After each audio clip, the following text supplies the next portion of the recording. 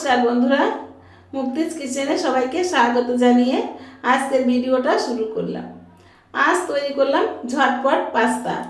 ঝটপট পাস্তা আমি কীভাবে তৈরি করলাম আপনারা পুরো ভিডিওটা দেখতে থাকুন। প্রথমে একটু জল ফুটিয়ে নিয়েছি, তার মধ্যে একটু তেল আর একটু লবণ দিয়েছিলাম। জলটা ফুটে গেলে আমি ওর ভিতরে পাস্তাগুলো দিয়ে দিলাম। পাস্তাগুলো দিয়ে আমি 2 থেকে 3 মিনিট একটু ফুটিয়ে নেব। আমার মশলার প্যাকেটটার ভিতরে পড়ে গেছিলো, তুলে নিলাম। 2-3 মিনিট একটু ফুটিয়ে নিয়ে তুলে নেব পাস্তাগুলো।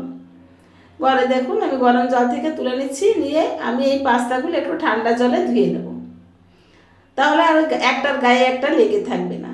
তারপর এদিকে একটা কড়াই বসিয়ে দিয়েছি, কড়াইয়ে দিয়ে দিলাম সাদা তেল। সাদা তেল দেওয়ার পরে আমি এখানে কিছু কেটে নিয়েছি, দেখুন টমেটো, সবুজ ক্যাপসিকাম, লাল ক্যাপসিকাম, হলুদ ক্যাপসিকাম, পেঁয়াজ, কাঁচা লঙ্কা, রসুন কুচি, আদা কুচি। প্রথমে রসুন আর আদা কুচিটা একটু ভেজে নেব তেলে। রসুন আদা কুচিটা একটু ভেজে তারপর আমি এক এক করে সবগুলো মিশিয়ে দেব। তো বন্ধুরা, এইগুলো মিশাতে মিশাতে আপনাদের সঙ্গে একটু গল্প করা যাক। আপনারা কে কোথা থেকে আমার ভিডিওটা দেখছেন একটু কমেন্টে জানাবেন প্লিজ। তাহলে কি হবে বন্ধুরা, এই আপনাদের কমেন্ট ধরে আমি আপনাদের পরিবারে গিয়ে একটু ঘুরে আসতে পারবো, এটাই। আর আমার চ্যানেলটাকে যারা সাবস্ক্রাইব করেছেন সেই সকল বন্ধুদেরকে আমি জানাই অসংখ্য ধন্যবাদ। আর যে সকল বন্ধুরা এখন আমার চ্যানেলটাকে সাবস্ক্রাইব করেননি সেই সকল বন্ধুদেরকে অনুরোধ করব আমার চ্যানেলটাকে সাবস্ক্রাইব করার জন্য। আর যে সকল বন্ধুরা আমাকে ফলো করেছেন সেই সকল বন্ধুদেরকেও আমি অসংখ্য ধন্যবাদ জানাই। আর যারা এখনও ফলো করেননি তাদের কাছে অনুরোধ করব আমাকে ফলো করার জন্য। আপনাদের একটা লাইক, একটা কমেন্ট আমাকে অনেক দূর এগিয়ে যেতে সাহায্য করবে।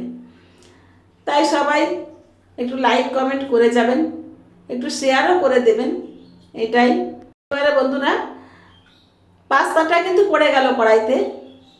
এখন আসল মজা, এই পাস্তাটা একটু নাড়াচাড়া করে মিশিয়ে নেব কিছুক্ষণ। একটু মিশানোর পরে আমি এতে পরিমাণ মতো লবণ দিয়ে দেবো। পরিমাণ মতো লবণটা বুঝেই দিতে হবে, কারণ সসের মধ্যেও লবণ আছে। সেদ্ধর সময়ও কিন্তু আমি একটু লবণ দিয়েছিলাম, আবার পেঁয়াজগুলো ভাজার সময় একটু লবণ দিয়েছিলাম। লবণটা দিয়ে একটু মিশিয়ে নিয়ে অ্যাড করে দিলাম একটু সয়া সস। সয়া সসটা বেশি দেওয়া যাবে না, অল্প করেই দিতে হবে।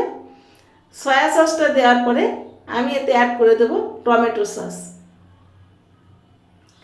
টমেটো সসও আমি দিয়ে সুন্দর করে একটু মিশিয়ে নেব। হ্যাঁ বন্ধুরা, একটা জিনিস আমার ভুল হয়ে গেছে, সেটা আমি সবার শেষে মিশিয়ে দেবো অ্যাড করব। সেটা আমি এখন আর দেখাচ্ছি না, বলে দেবো আপনাদেরকে। যাই হোক, ওটা আমার দিতে হতো যখন আমি পেঁয়াজ ক্যাপসিকাম ভেজেছিলাম, তখনই আমার সেই জিনিসটা অ্যাড করতে হতো। হ্যাঁ ঠিকই ধরেছেন বন্ধুরা, সে হচ্ছে ডিমটা দিতে আমার ভুল হয়ে গেছে। তা ওটা আমি পরে আলাদা করে ভেজে মিশিয়ে নেব। তারপর দেখুন বন্ধুরা, এই যে পাস্তার যে মশলা থাকে আমি সেই মশলাটা কেটে মিশিয়ে দিলাম। মিশিয়ে দিয়ে আর একটু নাড়াচাড়া করে নিলাম। পাস্তাটা আসলে বেশিক্ষণ তো রান্না করা লাগে না। আর সবশেষে দিয়ে দিলাম 1 চামচ গোলমরিচ গুঁড়ো। গোলমরিচ গুঁড়োটা আসলে আমার ভালোই লাগে। এই নুডলস, পাস্তা এগুলোতে একটু গোলমরিচ গুঁড়ো হলে ফ্লেভারটা খুব ভালো আসে। এই জন্য আমি চেষ্টা করি সবসময় একটু গোলমরিচ গুঁড়ো দেওয়ার। আপনারা চাইলে দিবেন, না চাইলে না দিবেন, সম্পূর্ণ অপশনাল। আপনারা যদি পছন্দ না করেন দেবেন না, আর যদি পছন্দ করেন তাহলে দিয়ে দেবেন। এই যে দেখুন বন্ধুরা, আমার পাস্তাটা কিন্তু রেডি। এবার আমি ডিমটা অ্যাড করে আপনাদের দেখাবো, কিন্তু ডিমটা আর ভাজাটা আপনাদের দেখাচ্ছি না বন্ধুরা।